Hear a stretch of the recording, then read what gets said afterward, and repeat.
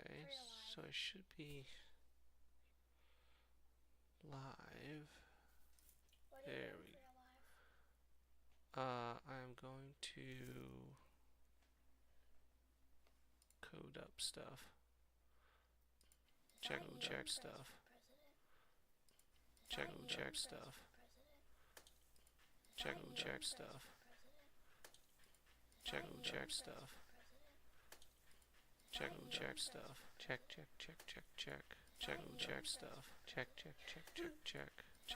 stuff. Check. Can you hear it downstairs? I'll see.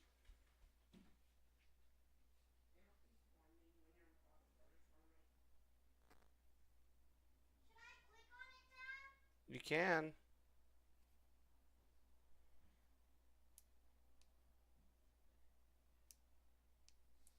Check. Check.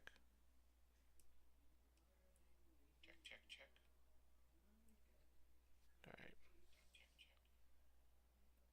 Okay, so we got it. Alright. Okay. So we got that going. We're good there. We're gonna go ahead and send this in Discord. There we go.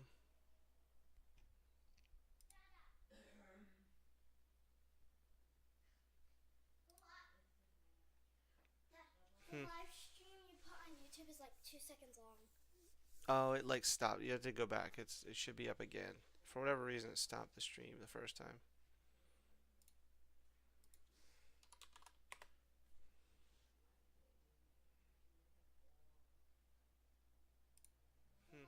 The live stream you put on YouTube is like 2 seconds long. Oh, it like stopped. You have to go back. It should be up again. For whatever reason, it stopped the stream the first time.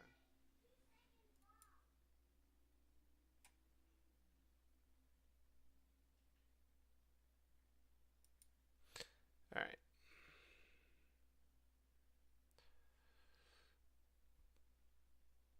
We are live.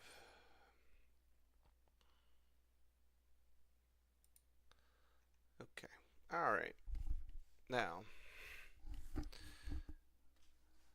All right. So the last time that I built, I was trying to take the wrong approach. I think I was trying to see where the LLMs were with their actual ability to code. And what's up, Joker? Your live stream is 2 seconds long on the that's on the TV. That's okay. I know that I'm live. I checked it on here, so I'm good. It's going on YouTube too. But how come when I click on it, it's only 2 seconds long? Well, that is 2 seconds long. You have to go back and then you'd have to look. I bet there's a new one where I'm streaming live. Oh. Yeah. So your YouTube channel is called Bryce for President. Well, I don't know if that's the YouTube channel. It's Bryce Martin or something like that, I think, actually. If I look at it, it's just Bryce Martin. Okay. Yeah. I'll go look. So, all right. So, okay. So the last time I did this, I was trying to go at it without. I was just trying to code. Just try to like, here's what I want you to code. Here's what I want you to do. Just tell it go do it, right? And I quickly ran into a context issue because they really they like to be based on these tokens and everything else, and so like once I got about an hour into the work, um, the model just couldn't keep the context.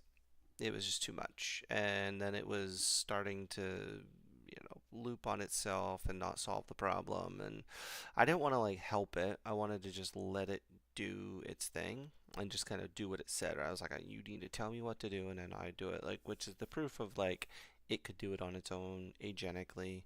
And maybe the agents are getting better. Claude 3.7's out, so we'll see. Gemini 2. I'm using Gemini 2 Flash right now. And but I'm taking an approach here. One of the things I was like realizing is, in order to really build an AI system that can build software, it needs to do every part of the software development lifecycle, right? And so I gave it a prompt and said, I want to build an AI driven software development system. I want to be able to take an idea, do all the MVP requirements gathering, write a functional design, break it down into user stories, write unit and functional tests, develop the user stories, commit code to a repo, build the code, run the tests, and deploy the application. When it passes all the tests for the user story, please lay out a high level plan to solve this for me. Right. So I just basically laid out an SDLC and said, how do I do this? Right. Like, hey, AI. Um, and it gave a pretty good set. Like it realized like, well, to do this, you're gonna need uh, all these different things. Like you need this, MVP definition, the idea to MVP agent, the blueprint agent, right? So doing functional design generations, the user story decomposition, a taskmaster agent, like how are you gonna break it all down, right? Then a coder agent, which takes those user stories and acceptance criteria, functional designs, and then testing and quality assurance agent, right? And then build, version control builds as the orchestrator agent, right? Which is great. I already see some gaps that we'll need to build out as we go through this, but it's a good first pass, right? And what I'm gonna do is literally just pick a ridiculously simple. And I thought I was doing simple before, and I realized that actually I was building a lot of complexity in um, from the jump. And I think that I will probably have to build out even within like the coding agents. I'll need like a database layer, like a database programming agent. I'll need an API agent. I'll need a UI agent for consuming the APIs that I build. And all the user stories will need to be broken out between front end, back end, database, the data layer and all of that. And so I'll need to, even within that, break it down further. So testing, again, I'll probably have to even, again, unit testing agent, functional testing, right? All this stuff. Um, and then, so anyway, I digress. Phase two, integration automation, right? So this phase focuses on integrating the core components and automating the development workflow. So this is just all the little agents you need to do to produce it. So I think what I'm going to do is try to build each. Uh, and when I say build an agent, I'm really just going to build out the prompting for it. And probably we'll have to do. Yeah, I'll just build out the prompts at first. Um, and then I will start to fill in the gaps later when I can prompt it um, and build the first thing that I want to build. I can then start to fill in any automations, right? And those automations are going to be, kind of a prompt database. Um, and eventually, when I build up enough success cycles, right? Like, I want to create like a hard and fast first test that I know each of the prompts will produce the thing I want to produce, and then start to wire it all up so that each step along the way gets filled in automatically. And at some point, I should be able to just push a button at the head of this thing at the very start, the MVP idea, right? The ultimate thing is that it'll generate MVPs, the ideas for an MVP by itself.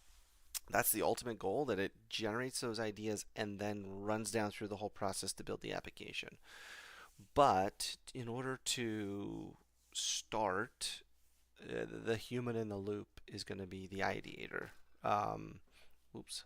Um, so that's where I'm going to start. I'm the ideator. I kick off the series of events, and then I can look at the prompts that are being used, and we can iterate on those prompts. So at some point, there'll be some feedback that we can feed back to the model that says these prompts worked, these didn't.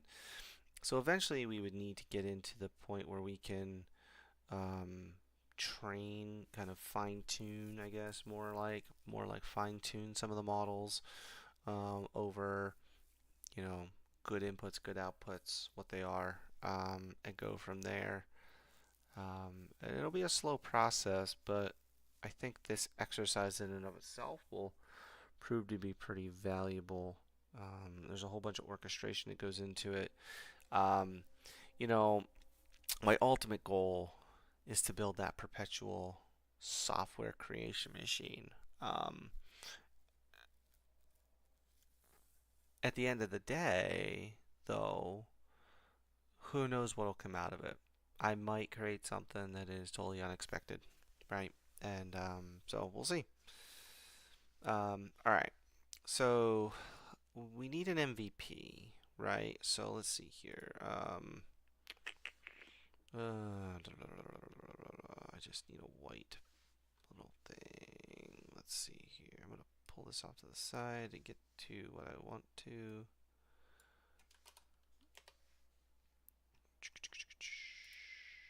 Projects. AI software. Okay, so I'm gonna start a.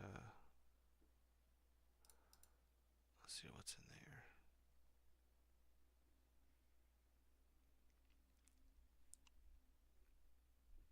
All right, so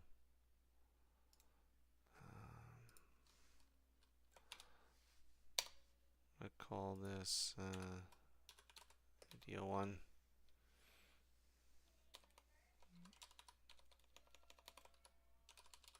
Okay, so idea proof one. Um, one of the put it back here now. Okay, so idea proof one. So what we're gonna do is we want something really, really simple. And the simplest thing that I can possibly think that we want to be able to build is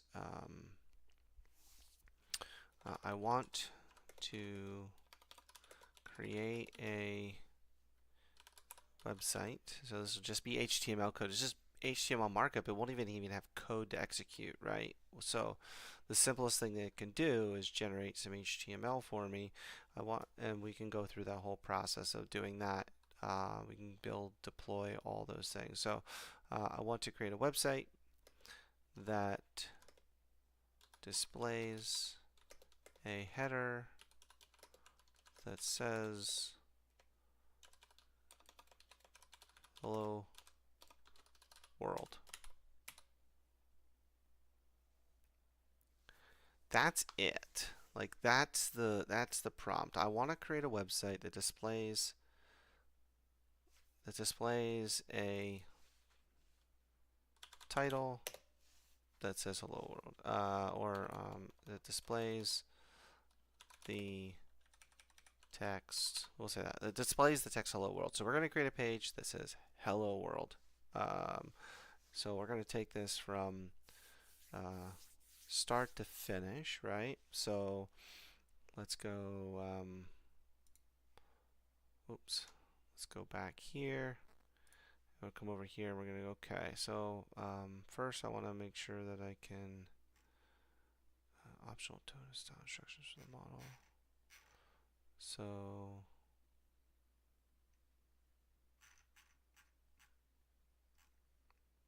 we want to. I want to make sure I can save this prompt.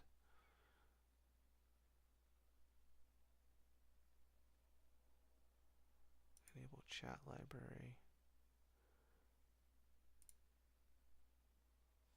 I want to do that. Okay. So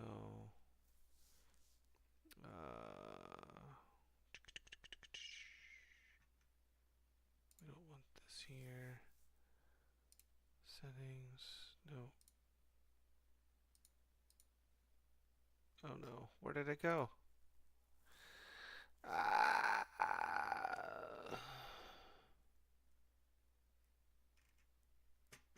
well, that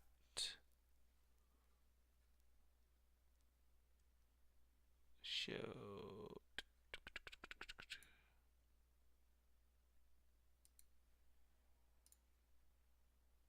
No, no, no, no, no, no.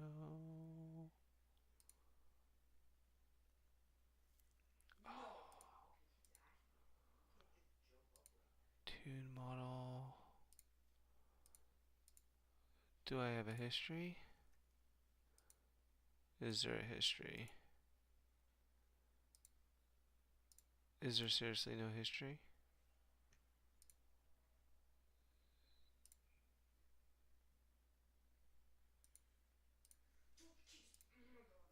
Oh, you kidding me? All right. So I'm gonna have to go back.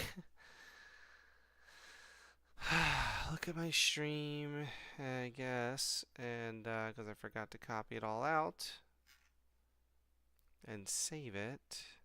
Is there seriously no history? Oh, you gotta be kidding me.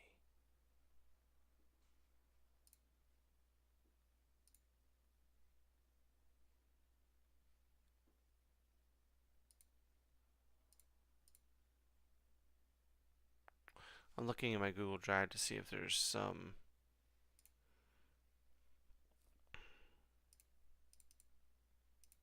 Yeah, there's a thing, but it's not in there. Okay. Okay. So I'm gonna pause. Shoot, I gotta go back and look at this. Alright, so I can pull up this.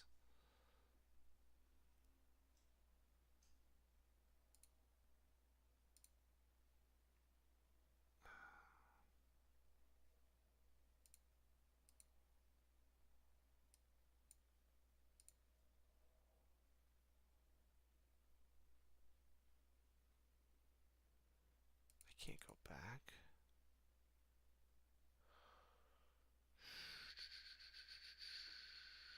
I can't go back. You can't hear anything.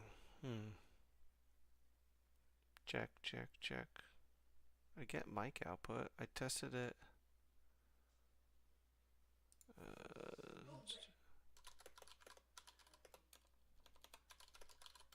Check, check, check, check, check.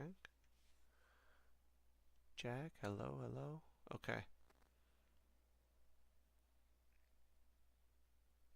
Okay. Maybe the YouTube stream. I can go back. No, that's Twitch. I don't have the YouTube stream up, do I? Shit. Let me go to YouTube and pull it up. Maybe I can go back there. Hold on.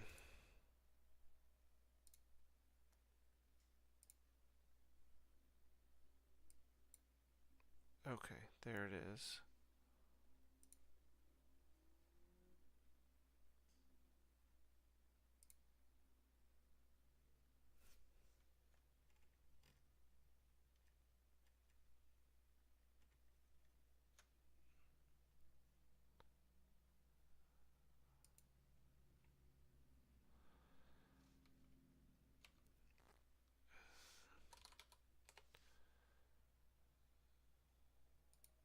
Okay, so it says I want to build an AI driven software development system.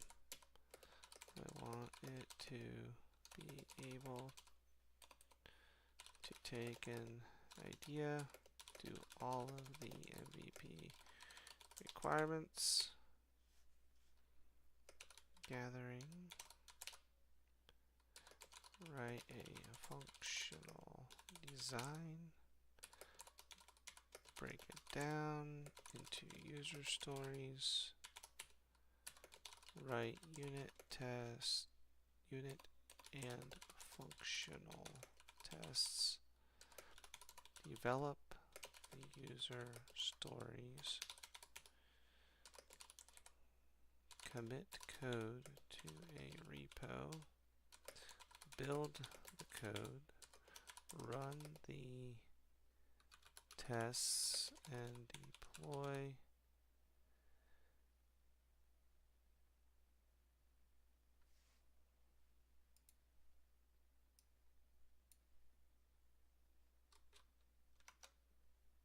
a second, and deploy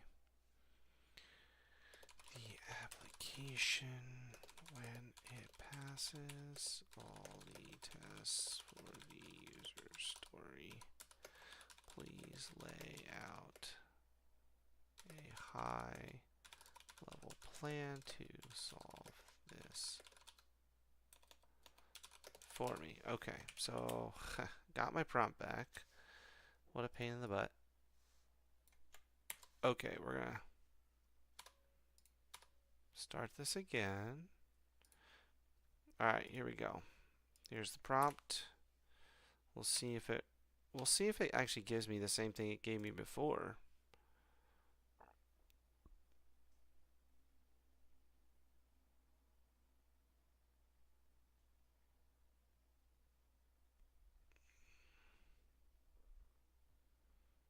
Okay, so it definitely did not solve it the same way, or I guess with the same. Interesting. So that's 2.0 Flash.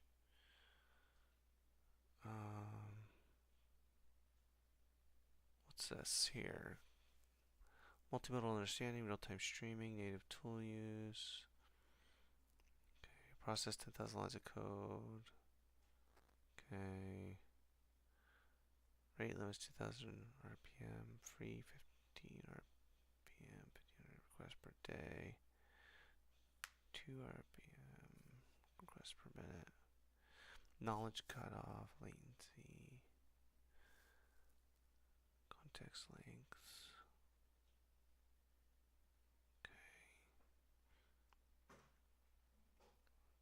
Thinking experimental. Alright, let's see what we get using a different. So that's what we got there. Okay. Let's try it with this model.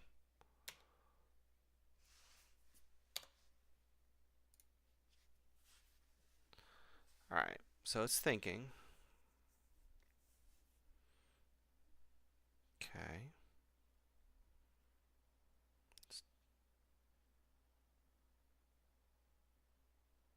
Let's see what we get.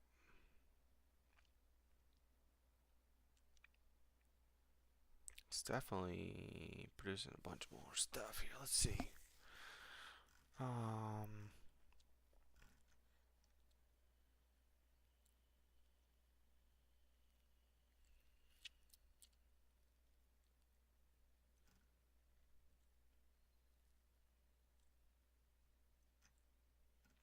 Alright, so core infrastructure requirements, understanding of EP focus, establish the foundational infrastructure and build the first AI engine based on understanding user ideas and gathering basic MVP requirements. Infrastructure setup, a development environment. So set up your development environment, cloud-based or local, including necessary tools, libraries, so especially AI/ML libraries like TensorFlow, PyTorch. Okay. Programming languages: Python, strong choice for AI/ML. Potential others for the generated code depending on target language. Okay. Um, this raises a good point. So one of the things is the application that I'm building itself, right? What is the language of that application versus, oh, you know what? Headphone spotty, too quiet. Okay, how's that? Is that a little better? A little closer? Check, check.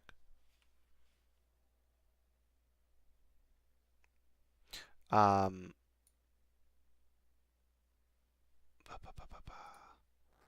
one of the things, play some music. I'm not in the Discord for to play music. I can do it in the streaming Discord.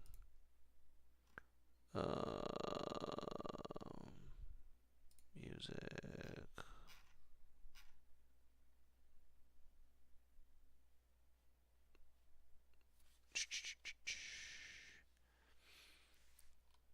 I don't know. Fredbot commands. Let's see here. Oh, there's the lo-fi.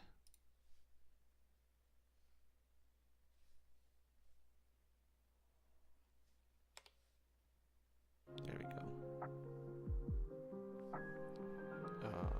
That's deafened. I want it to be deafened.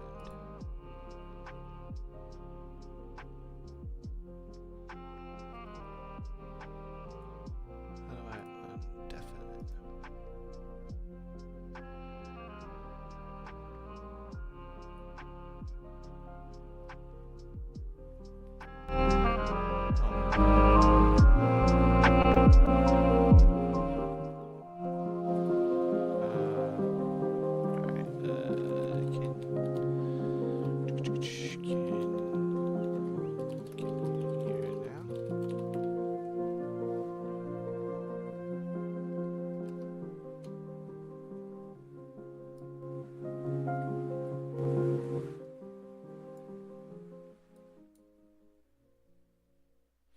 Okay. Well, we'll see. I might need to get a new headset. This thing is getting a little wonky. Although the desktop volume shows like it's really playing. What I don't know is what it sounds like on stream.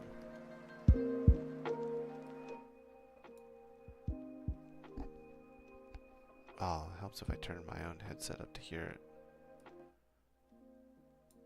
Alright.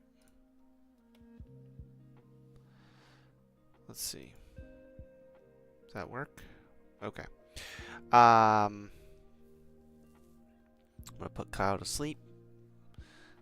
Alright, let's see here. So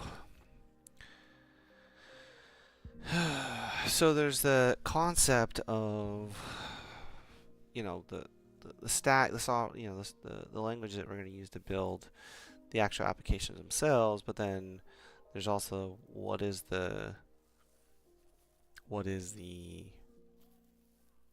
glue. Keeps freezing on my phone. Maybe your phone problem.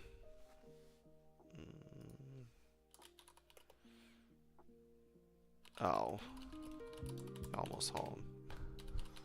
Your service, buddy. All right. So, can you hear the music?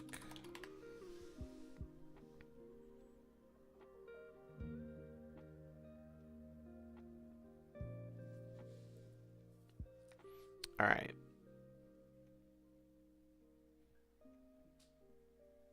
All right. So let's see here. So let's see. We got the infrastructure steps. Obviously we're gonna need a development environment for all this stuff and everything. So, but we're gonna have to make it so that eventually, right, the thing's gonna have to do it itself.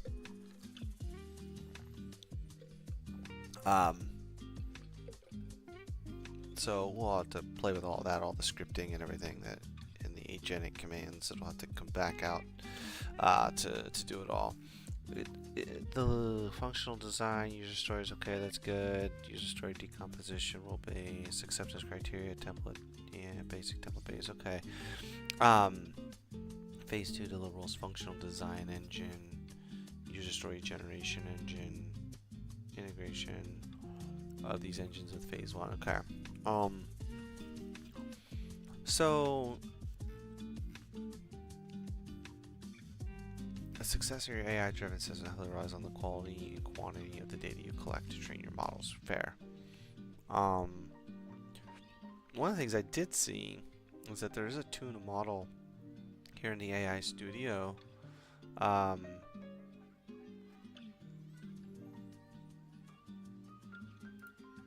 So if I click on that, so you can tune a model from an existing structured prompt or create one by importing from Google Sheets or CSV. Tuning only works with text, recommending 100 to 500 examples. Okay. Interesting. Provide details, tuned model name, so you can kind of create a tuned model, description. So if we had, so we would need to like, okay, like 500 different user story ideas, like different things like 100 different, yeah, okay. To help it, like, you know, this was a successful prompt in user story creation, right? Like each step of the way for it to be. Okay, so we're gonna come back to this. This phase plan provides a roadmap to tackle this ambitious project. Remember to start small, iterate frequently, focus on building a solid foundation in each phase before moving on to the next. Okay, great. Given a loop initially, and even in later stages for complex scenarios, you will likely need human developers to review and refine AI output. Think of the AI as an assistant, not a complete replacement, at least in the near term. That's probably true. It should be. Evaluation metrics, define clear metrics to evaluate the performance of each AI engine and the overall system. How will you measure the quality of generated requirements, designs, user stories, test code? Yep. Ethical considerations, be mindful of the AI-driven software development, such as potential biases in generated code or the impact on software developer roles. Now, I appreciate it looking out for me and my team. So we'll see what, you know. Okay. Data collection, initial ML model training. Yeah, I mean, definitely, like, there'll be some of that stuff that'll have to come into play at some point. You know, I think, I mean, it's going to take a lot of time in order to get this going, and I think that that's going to provide me this kind of, I don't know, this kind of piece where it can, I can have this crossing paths of like, it takes this much, you know, I can do this much, and the cost of it's going to keep crossing down over, and it's going to get less and less and less to do the same or more. So I'm definitely looking forward to that. Alright, so let's see here.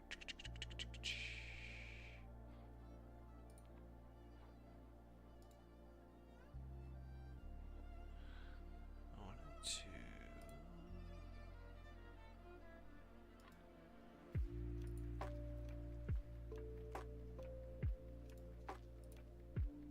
Alright, let's see here.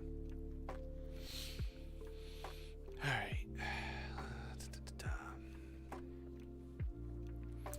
So, let's see what we got here. Being a whore for the numbers, Kyle, already. Okay. Let's start with step one. It's interesting. Let's see what this other model gives us. It's just kind of shits and giggles here that I'm. Okay, I want to build an AI-driven software development system. I wanted to be able to take an idea, do all the MV requirements gathering, write a functional design, break it down into user stories, write unit and functional tests, build user stories, commit code, build review. Okay, let's run it over the experimental and see what happens with this.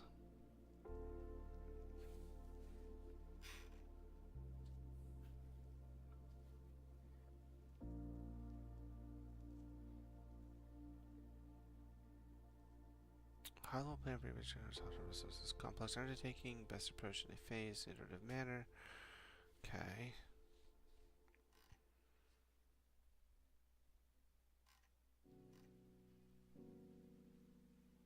Okay, so interesting. Key modules. Okay, so it broke it down a little bit differently than the last one, which is interesting. And it also took 9,000 tokens to generate that, as opposed to the 6,000 tokens in the previous and 3,000 tokens from the first one. So that one definitely took. I mean, unless it's counting up tokens, but I thought it was not doing that. But what is learn LM? Okay, there's Gemini Pro.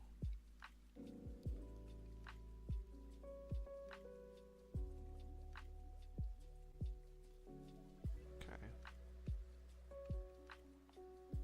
interesting.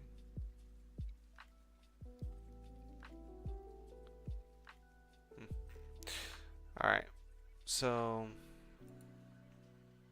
it should be highly modular. Each component requirements gathering. Okay. Dependent API-driven communication modules should communicate via well-defined APIs. Yes, this forces clear interfaces and makes it easier to integrate new components and external services. Correct. Knowledge representation. You'll need a way to represent the evolving project knowledge in a structured format. This is crucial for passing information between modules. Consider knowledge graphs. Relationships between entities requirements, features, code, modules, tests. Okay. Structured JSON and YAML for intermediate data exchange between modules. Okay. DSLs, the long run. You could develop a DSL to represent software requirements or designs in a way that's both human readable and machine processable. Okay. AI model orchestration. So central orchestrator. Yeah, we'll manage the workflow, triggering different events. Okay. Human in the loop. Critical system. This says the system should not be fully automated initially. Build in mechanisms for human review and intervention at various stages, which I agree with that. It will need to do that. A human can review and edit the AI generated requirements. Yeah. Design approval. Approve and modify functional designs. Code review, human developers. We do code reviews, test case validation. Again, more human in the loop areas there. Okay. Let's see here. Functional design generation. So,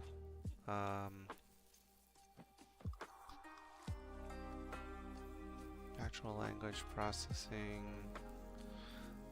Okay. So originally, I mean, I want to do this with like off-the-shelf models to start and see how far I get before trying to do any kind of tuning, right? Like the tuning to me is like some of the the iteration that we would do um, to help get better results out of specific kind of steps. So even just like generating an initiating prompt to the LLM to say, you are this type of thing, um, and this is what I need you to do, and this is the output that I need, right? Like that whole thing where we kind of stage it with some pretext, and then, you get the output from that then in the way that you want it, right? So whether we're going to get diagrams or UMLs or YAMLs or whatever they are, whatever you want.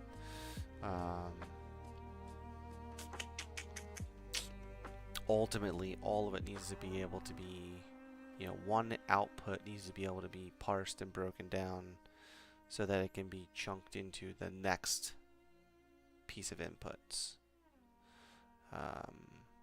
So there'll be a number of databases in order to store everything we need. So I guess it would all have to be tied back to like a project number or something like that.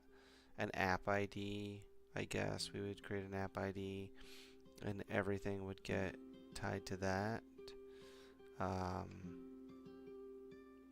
So that whole system would have to be predicated on that, right? You'd be able to tie it all together from here's the MVP, there's the prompts for it. Be able to see the entire chain. You'd be able to see listed mama. Yeah, okay.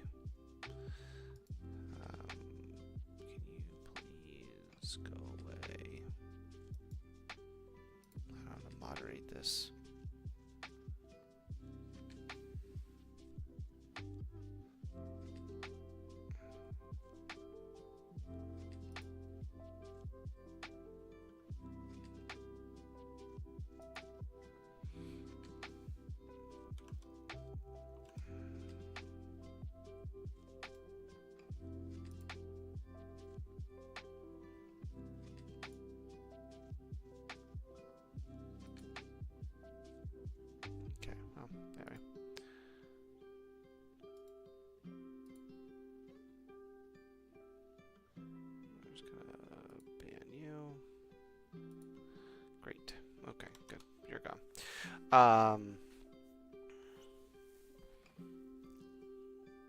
spammy spams. What a pain. I can't believe that actually got through the filters. That was dumb. Okay, so let's we kind of know what we need to do, but first we need to get a first example. And then we're gonna need like the ability for the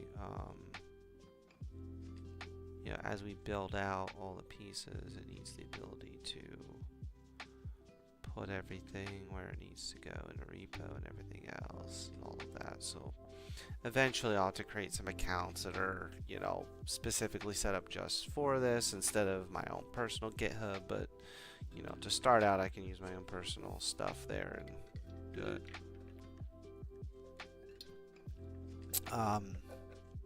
I'll have to figure out hosting and how I want to handle all that. But, so let's see here. Alright, so we've got our kind of roadmap. We know that we need, let's go with this MVP piece. And so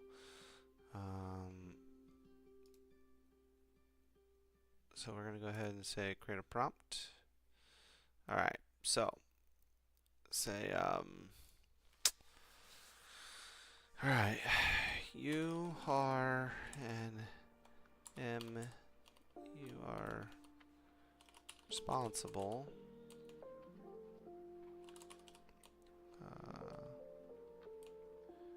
let's see here. How do I say this? So optional terms. Okay, you are an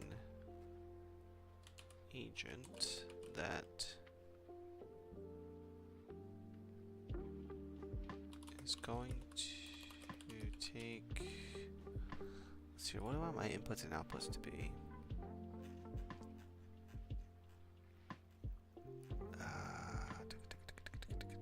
So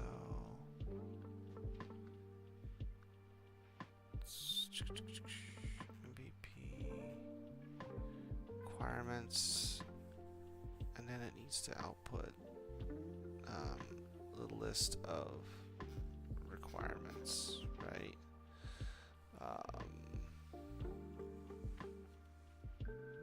MVP, let's see here. Instruction steps. Set your development environment. Okay, requirement solicitation engine. Okay, yeah, MVP. Let's try this. So I'm gonna create a prompt. Prompt library.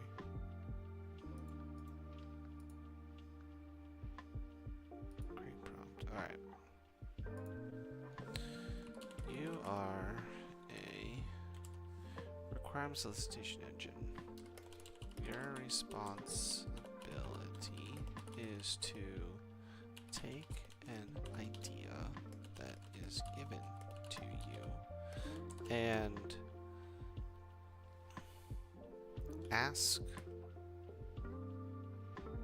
questions of the submitter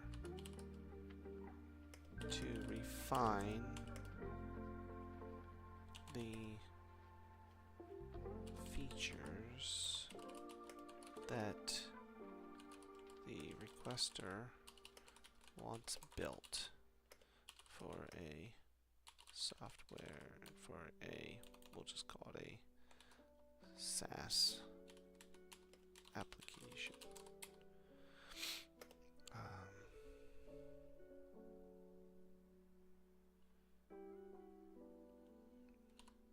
Your output will be used to let's see if I can open this in a new tab. Let's do this. So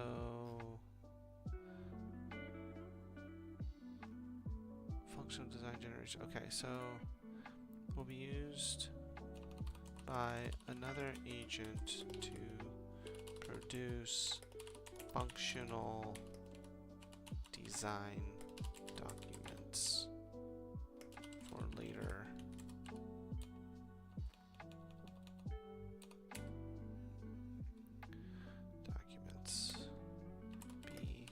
thorough and be sure to check in with the requester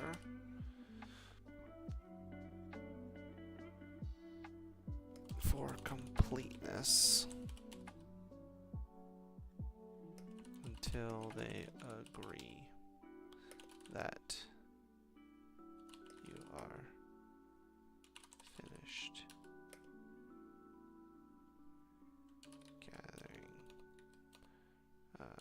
gathering information and they approve the output. Okay, so let's see what we get. Okay, I understand. I'm ready to act as a requirements elicitation engine. Please provide me with the initial idea for the SaaS application. The more detail you can give me up front, the better, but even a single sentence is enough to get started. I'll ask a series of questions organized by category to help flesh out the requirements. I'll keep asking and refining until you confirm. Okay, so this is the initial prompt that we've used. Okay, so let's just take that, and then we're going to go ahead and create a new prompt. And this prompt is we're going to call this one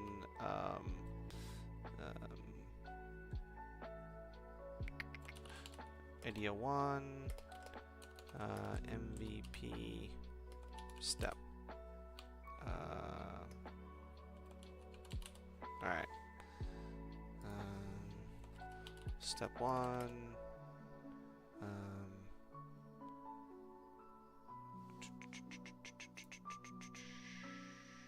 What do we call it? Requirements elicitation engine.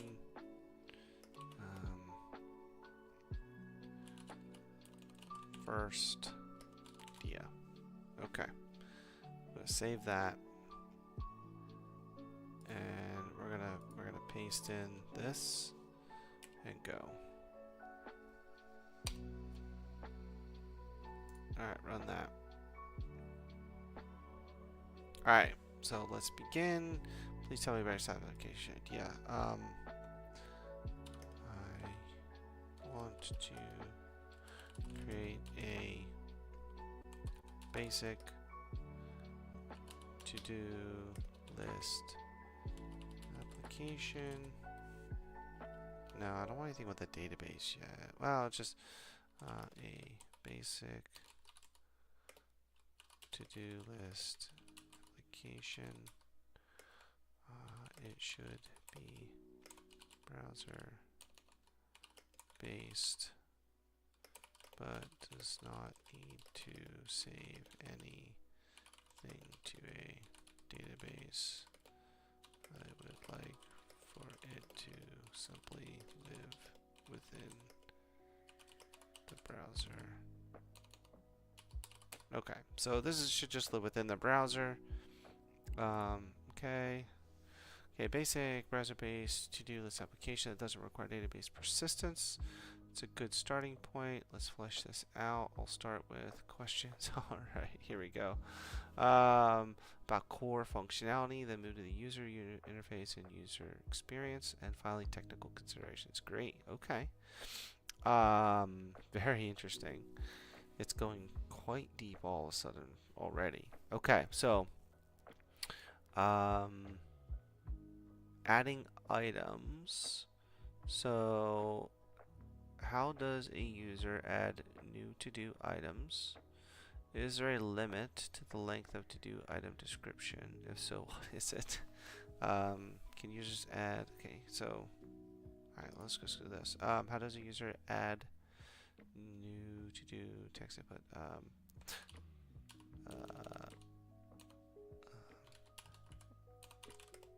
Adding items.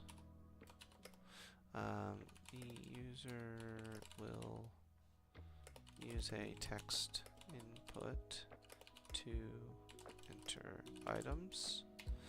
There is no real Is there a limit to the length? There doesn't need to be a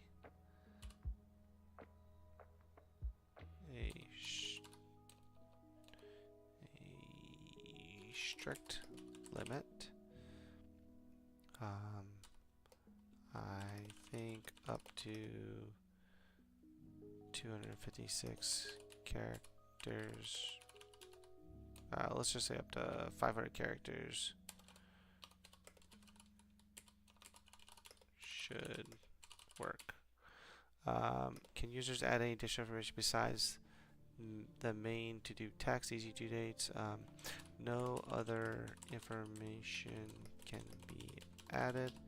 This is just to-do text only. Should users be able to add multiple to-do items at once? Bulk import. Items can only be entered one at a time.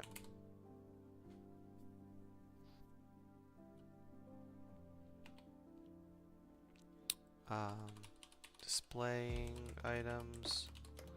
How are to-do items displayed? Simple list.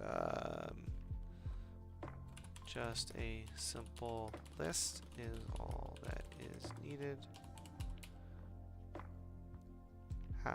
What information is displayed in each item? Just the text should be displayed. Should completed and uncompleted items be displayed differently?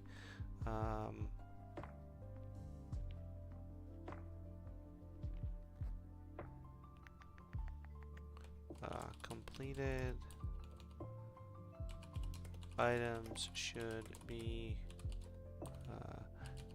grayed out with a strike through the text. Strike through attribute applied to the text.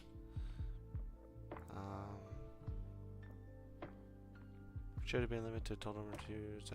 No limit to the number of to-dos. Editing items. Users cannot edit items, only enter new items and complete existing items. Okay, so completing items, we'll say how is user marked to complete? Users can mark an item complete by selecting the checkbox next to the item. What happens visually when that item is marked as complete? As above, as stated above, please gray out the text and add a strike through attribute.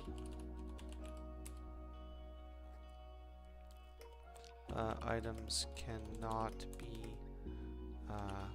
uncompleted. Deleting items.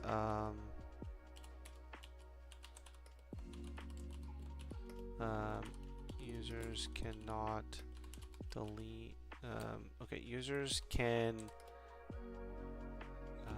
There should be a clear all action that would allow you to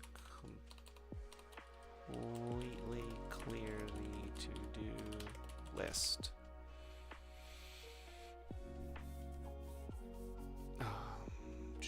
You should prompt user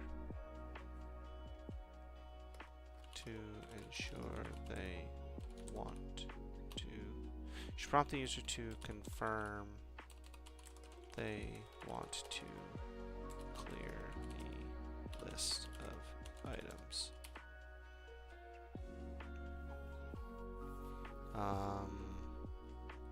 Once they are cleared, they are gone for good. No way to recover. And then ordering.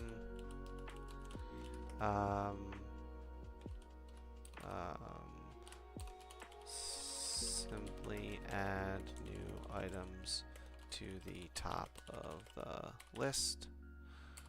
No ability to rearrange is needed. Okay.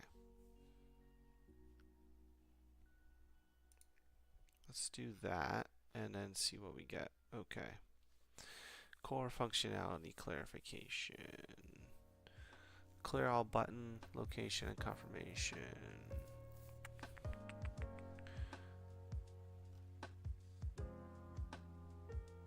Okay, so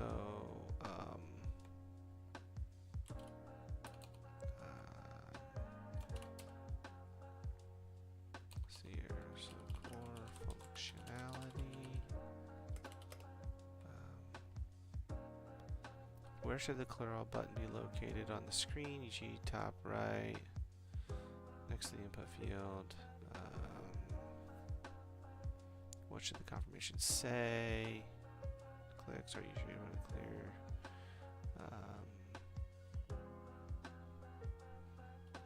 I don't know where I want the clear all button location to be.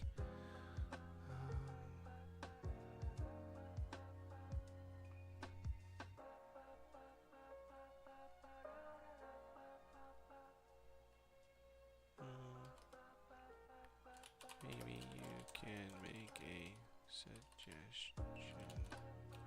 Well,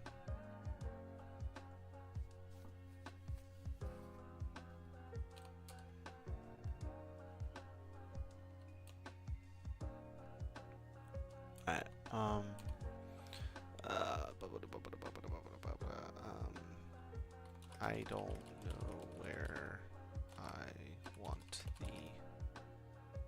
clear all button location to be. We will determine that at a later time during the functional design steps. Initial steps: when the user first loads the page, should there be any placeholder text?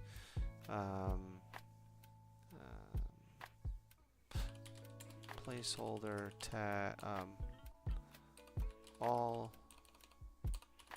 empty input spaces should use some logical text to prompt the user. Some logical placeholder text to prompt the user for input. Initial state: when the user loads the page. Okay, I do. When the list is completely empty, or okay, well, let's just do that. Let's run this bit. Okay.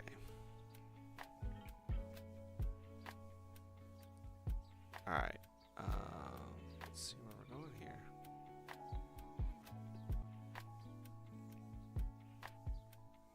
Okay, so now I got to read through this and decide if this is, good enough that it could be outputted to my next step, which would be a functional.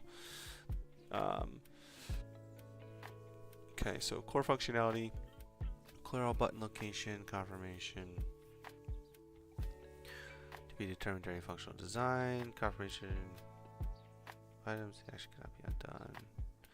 Initial status, input field placeholder, adding to-do list completely empty. Okay. User interface, user experience, further details. Okay.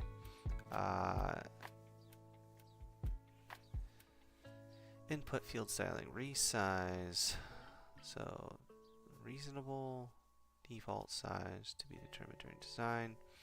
Border, standard browser, default border, placeholder, text color medium gray. We got checkbox styling, default browser style, that's fine. Button styling, clear all red, to indicate destructive action, reasonable default size, good, font same. Overall page, heading, title, simple, to-do list. Font system, default sans serif, good. Color scheme, page background white, active to black, okay, good. Gray, okay, space and layout. List, spacing layout, list and spacing, okay, sure. Feedback, a small green check mark icon. Should briefly 1 second appear to the right of the input field after to do item successfully added. Okay, storage, browser, okay. Error handling, local storage. Deploy simple HTML file, open directly in the browser. Okay, final requirements summary. This document outlines the requirements for simple to do. Okay, so this is the final requirements summary. So this is it. So this is what we would then feed to the next step. Okay, cool. Awesome, awesome, awesome. So, so we would take this.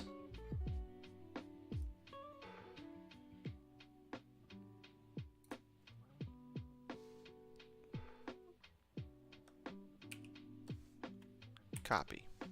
Alright, so now we need a new prompt. Okay, now we're going to title this one. This is Idea 1 Functional Design Step. And this is, we're going to, so this would be the requirements, so functional design. So the input, structured MVP requirements, good. Output, architectural diagram, data model, API specifications, UI UX mockups. Okay, so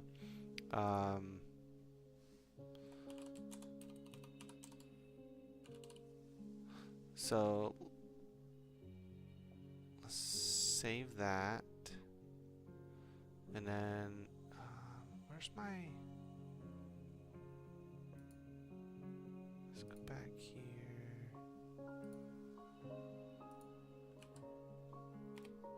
So we have. Okay, so there we do. We have the SaaS application requirements, AI-driven software development plan. Okay, so that opens this up in there. Okay.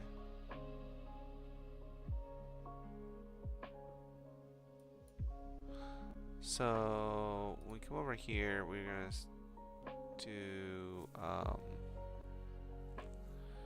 We'll create a prompt. We'll say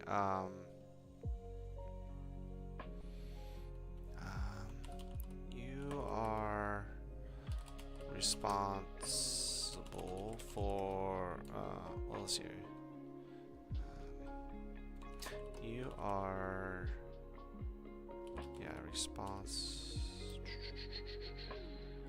You will be creating functional requirements for a SaaS application. Your input will be an MVP requirements.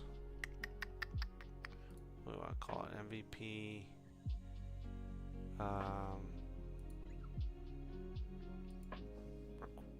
Will be a structured MVP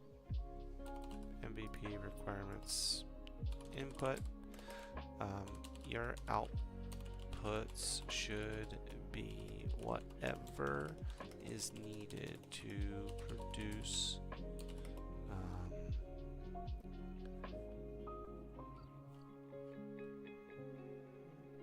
whatever is needed to feed to the next step, which we'll say is user story generation, which will be user story generation. This could include, let's see here, this could include architectural diagrams,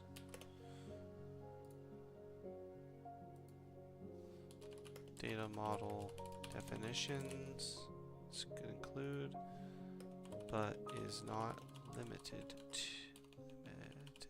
to architectural diagrams, data model definitions. And we're using, and see, here's what I want to do. I want to use what the prompt told, like what this prompt produced to give it the instructions, right? So, so the functional design generations here, data model, API specifications, API specifications. We can say what? OpenAI, Swagger.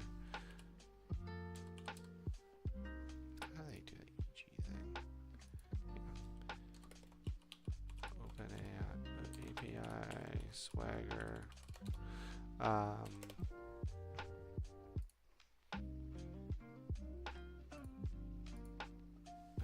And UI, UX mockups. Okay, so that's the prompt.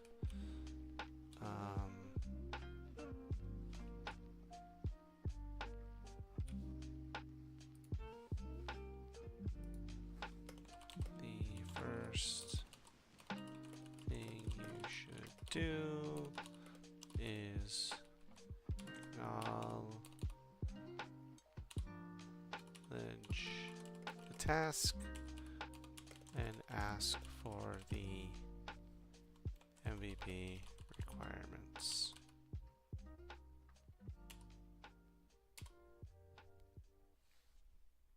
Alright, so this is going to be,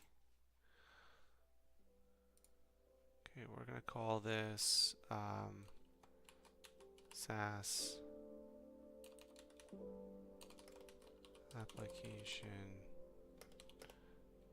functional requirements prompt. Okay, save. Alright. So then we're going to take this, and then we're going to come over here, and we're going to throw it in there. We're going to run that. Okay. And then we're going to come back over here, and we're going to take the MVP step 1. Right, we're going to come down here, and we're going to copy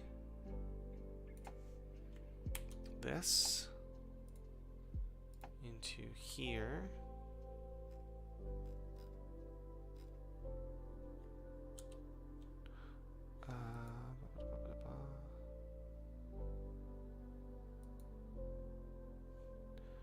Copy text, copy markdown. Okay. So then we're going to delete anything above here. Alright. Okay, do that using the markdown. That's good. Okay, so we're going to run that. Alright. So, yes, I approve this summary of the MVP requirements for the simple browser-based to-do application. It accurately captures all the details you provided, including functionality, UI. I have no additional corrections. Confirm that this summary is accurate, and I'm ready for the next task. Please produce the necessary, the needed outputs. Please,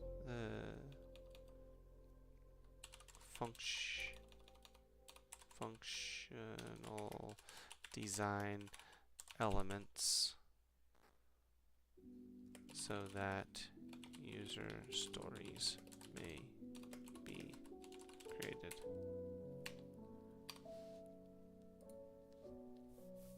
Okay, so functional design elements broken down to facilitate user creation. Okay, so it's cool, cool, cool, cool. I focus on providing enough detail to define clear acceptance criteria for each story. So it's interesting here, like, I mean, it's only taken 2100 tokens, okay. Data model, so let's see here. We've got to item ID. Okay, UID is suitable, generating creation, text, string, max length 50. Okay, good. Completed boolean. Good. API specification, conceptual. Since we're using local storage, there's no external API. Okay, so we'll define conceptual endpoints. Okay. So it is creating the conceptual endpoints here, but we didn't ask it to, which is, interesting. So, we told it we were. I mean, I get it. I guess that's interesting that it's even doing that, but you could, I guess, stub them out even within the JavaScript of the application to do this. Okay. UI mockups.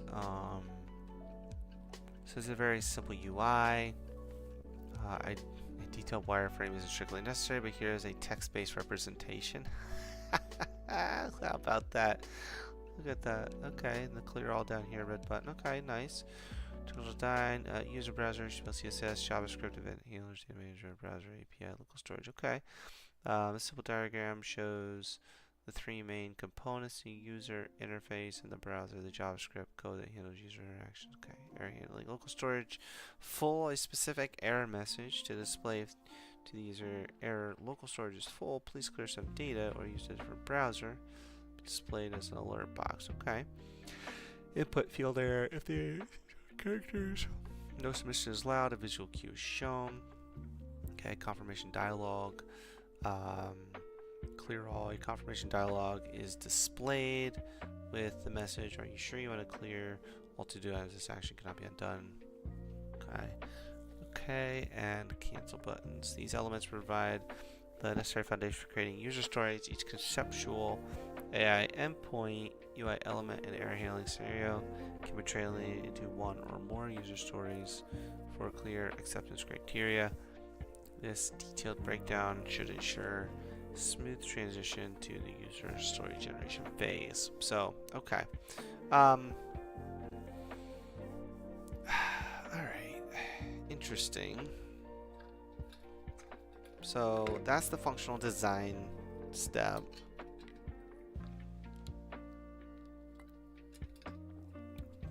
What time is it here? Okay, 8 o'clock. Good. Alright. So,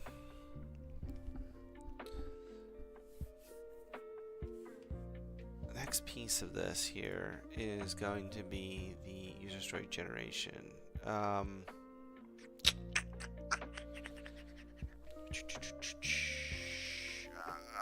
This is interesting here. We just need to generate the user stories. I mean, I don't have, I'm not like specifying a certain platform for the user stories, but I am just wanting to have them done.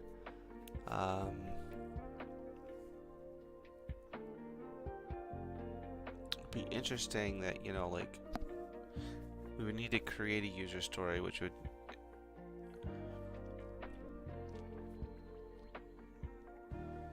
it would all kind of be, as I think through this, right, as I go through these different steps, I think, okay, when I go to automate this, right, what do I do?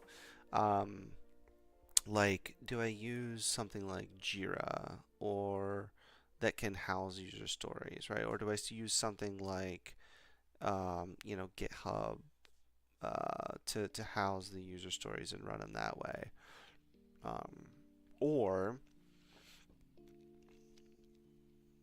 do I have the application itself house a database itself of these things that has its own API to get them in and out and generate prompts for. It's interesting, that we need to then store images and whatnot, right? Because we need to be able to send it to a multimodal scenario for, like, if it has a mock-up, it would need to then be able to see that and analyze that mock-up.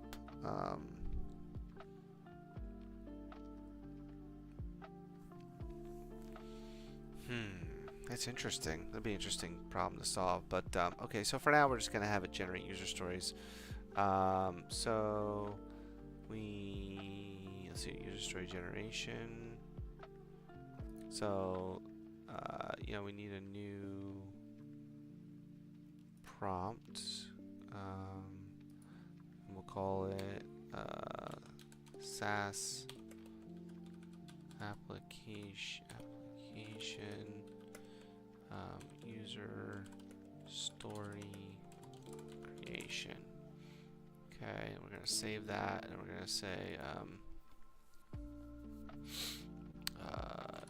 your job is to take a set of functional requirements and create a numbered list and create a list of distinct user stories for a developer to work against.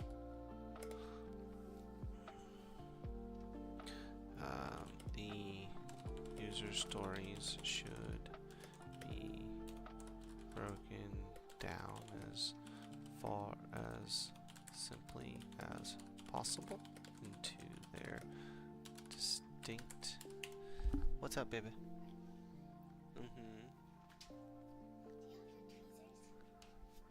Yeah, they're up there, baby. Roll up the thing on the right hand side on the bottom. Right hand side on the bottom. On the nope. Right down.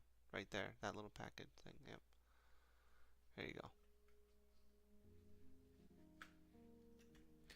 Don't lose the little plastic bit.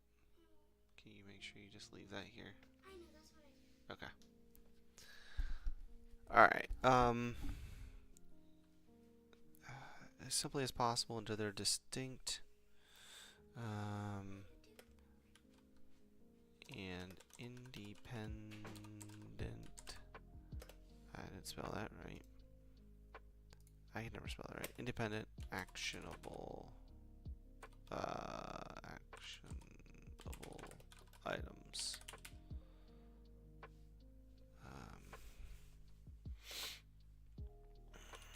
Please acknowledge the task and ask for the functional design elements to be provided. So that, okay. The functional, okay, so we gotta get this in here.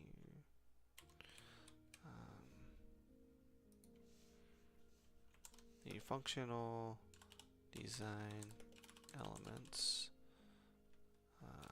could consist of, but not be limited to, and then we can go to here, go to the functional requirements prompt, and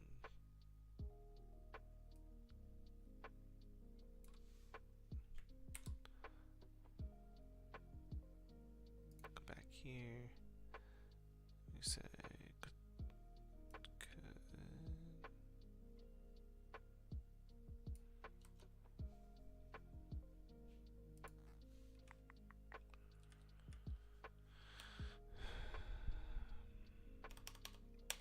So the functional design elements could include, but are not limited to architectural design. Okay, so that's going to be the user story creation prompt to start. Okay, I understand. I will take a set of functional requirements, break them down, a list of distinct elements for developer. Please provide functional elements. This could include any of the following. Functional specification business rules. Please provide. Okay, I'm ready when you are. Okay, so that's that. So now we're gonna go ahead and create a new. Copy this. We're gonna create a new prompt, and we're gonna say. We're gonna say idea one, and this is going to be user story creation. Oops, that's what this is gonna be. Idea one, user story creation. Okay, and then we're gonna put this in, run that, and then we're gonna go ahead and we're gonna take the idea one functional design, and we are going to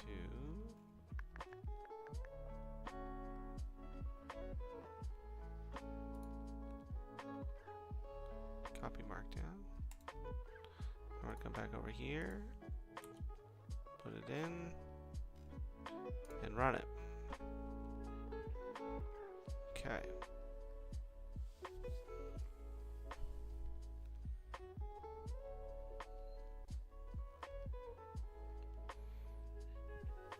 This is pretty exciting. Not gonna lie, I really like this. This is a good start here. Alright, so let's see what we got. Let's review this. Excellent and provides very clear picture application. You know, I find it funny that that I give it you know, the output from the previous prompt, right? And then it's all kind of, there is kind of this all context to this, right? It told me the steps we needed, and I tried to use as much of the language in that as possible in order to generate it out. And then, you know, buddy, I'll do Apex here in a little bit. I'm gonna try to keep working this down a little bit, or at least to go through, I'll take this first step here and just see what's what. Yeah, it'll be interesting because I'll take the first user story and then I'll try to get it to create like the code for each user story. I'll manually put that out there into, I'll take it over to Visual Studio Code and see if I can get it to, you know, produce the thing. We'll see what happens. So yeah, I give it the output directly in, and it's like, this is great. I just think that's funny. Okay, user story one. As a user, I want to see all my existing to-do items when I load the page, so I can see what I need to do. Acceptance criteria on page load. All to-do items stored in local storage are retrieved. Each to-do item is displayed in a list format. The text of each to-do item is displayed. Visual indicator checkbox shows whether the item is completed, checked, or not. Unchecked. Completed items are displayed with a strike through on the text. Items are displayed in reverse chronological order. Most recently added first. Okay. That's the acceptance criteria. As a user, I want to see all. Okay. Adding a new to-do item. So, as a user, I want to be able to add a new to-do item so that I keep track of new tasks. Acceptance criteria. An input field is provided for entering the text of the new to-do item. An add button is provided next to the input field. Clicking add creates a new to-do item in local storage. The new to-do item has a unique ID The entered text and completed set to false. After adding the input field is cleared. After adding the input field is cleared, the newly added item appears at the top of the displayed list. Okay, user story 3. As a user, I want to not be able to add items that are blank. Okay. If the user clicks add while the text is missing and the add button is disabled. Okay. No item is added to local storage. That's fantastic. I even thought to not add blank items. Okay, as a user, I want to be prevented from adding a to-do-list item with text exceeding 500 characters so that the data remains manageable. Acceptance criteria, the user. Okay. Add button is disabled. Okay.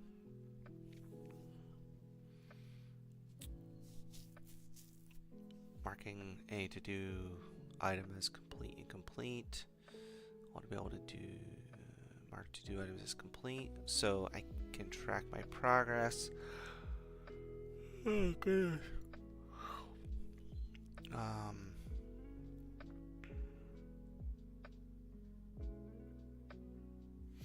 Let's see here. Click in the checkbox or designate area next to two items is completed. Status local storage of the item is incomplete. It is marked as complete. Checkbox check straight through. Okay, it is complete. It is marked incomplete.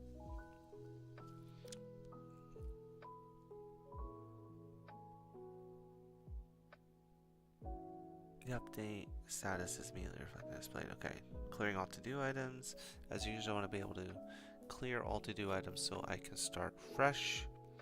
Clear all, clears all displays. Confirmation, are you sure you want to? Close the display, confirmation, clear all. If the user considers, okay.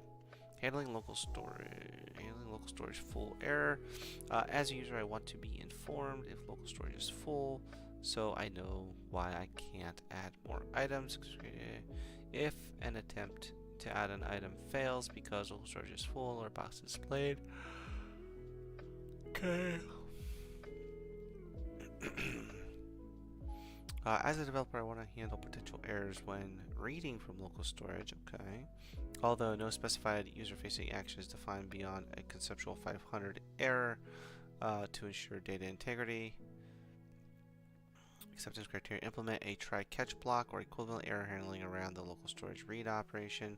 Log any errors to the console for debugging purposes. Okay, that's great. That's good. Local storage, write error conceptual.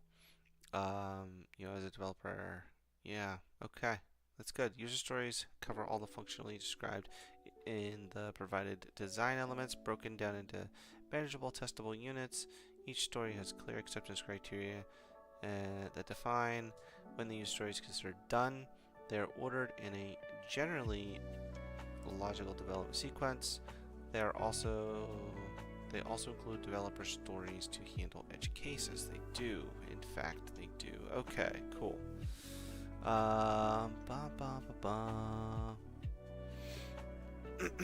Let's see here.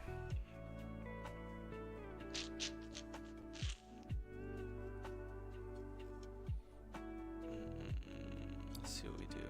Alright, so the next piece of this is test case generation. Unit functional test case, user stories functional. Okay, so the input is user stories functional design, eventually generate code. Okay. So output are test cases in a format compatible with testing frameworks, PyTest, JUnit. Okay. Well, so we don't. I don't.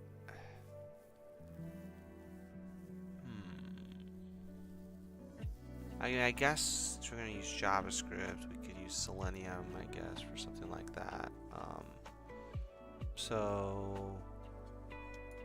Okay. So we would say, okay, so we need a. Oh, we could do that in a new tab.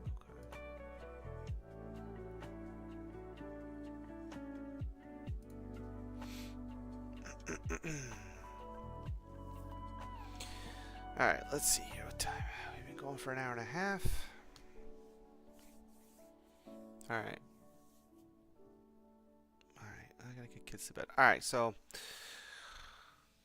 we've gotten pretty far down this rabbit hole so far. The next piece that we're gonna need to do is get into some unit test creation, then into some code generation, then putting some things into a GitHub repo. Doing the build test automation, which for something like this, there isn't actually any building that needs to be done, I guess. For this particular one, but we should still make sure we get things set up in a pipeline and then deploying it to some cloud container stuff. It would be good to be able to actually set things up as like a Docker's, with Docker stuff. But orchestrator technology, Python. So eventually, we would need to do an orchestrator to kind of take and do each of these steps.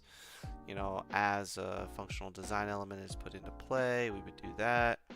It'd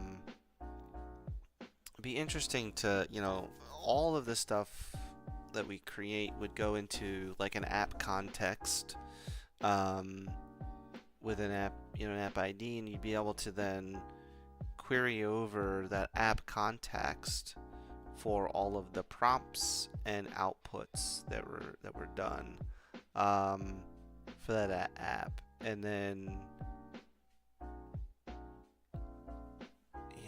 it would just be interesting to know, like, once you get to code generation and things, like, you're going against test cases, right? So you'd be generating against, here's the user story, here's the test case, and then you would go from there. So okay. Alright, I'm going to end it here, and then I'll be back on a little bit. I don't know if I'll be streaming it, but I'll be playing a little Apex with Kyle to end out the night, give myself a break.